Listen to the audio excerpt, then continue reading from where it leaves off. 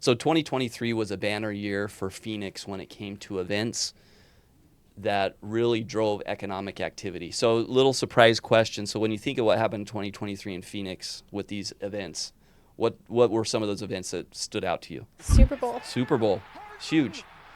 We had Phoenix Economic Council came out with this article and described all of these things that happened. Super Bowl, obviously, top of the list. Yep.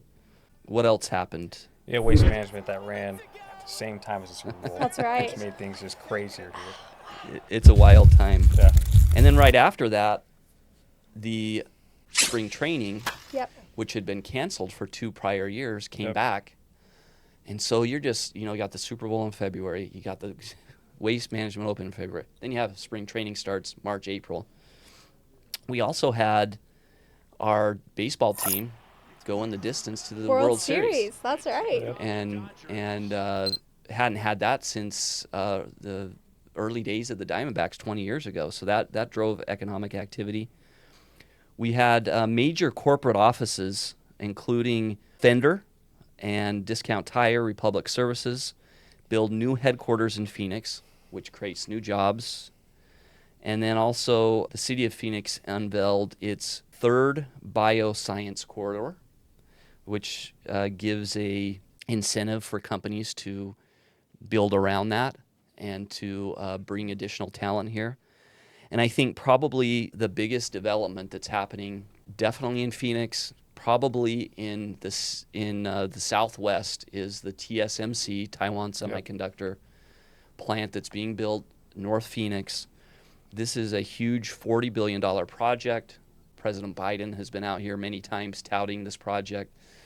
There's a lot of things that are driving it, including the threats from China to take back Taiwan, and Taiwan develops and produces semiconductors for all over the world.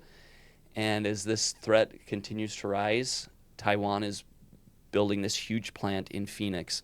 This is the first onshore plant in the United States for Taiwan Semiconductor, $40 billion project. Sheesh. We met with some folks who are working on the project, John and I, for dinner. And I thought this would be a 3, 4, or 5 year project. And they helped explain that this $40 billion construction project is about a 30-year Wow. project. Several phases. The first phase is like 6, 7 years. Once that's done, they go to the next phase. So I believe it was 4 phases of about 7, 8 years each. And they still can't get enough workers to support the demand there. They're bringing workers from skilled labor from all over the country to come work here. And it is going to drive economic activity in the valley for a long time, for decades, not just a couple years. I think you hit on 2 parts. We have spike growth, which would be, obviously these big events, and then just long-term growth, which 30 years for us, for our economy, would be fabulous to be working on this. Yeah, one of the quotes in the article was, around the country, we're seeing manufacturing and industrial pulling back, and we're not seeing manufacturing pulling back in Phoenix. It's continuing strong in all sectors.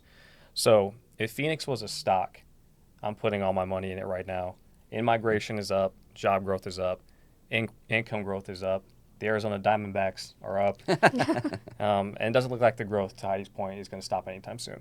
And one of the ways to play that thesis is to invest in the real estate here. Exactly. So since there is no Phoenix stock, you have to find the places where you can play that market, and this is one of them. So as more of this comes out, it becomes more and more clear what direction we're heading.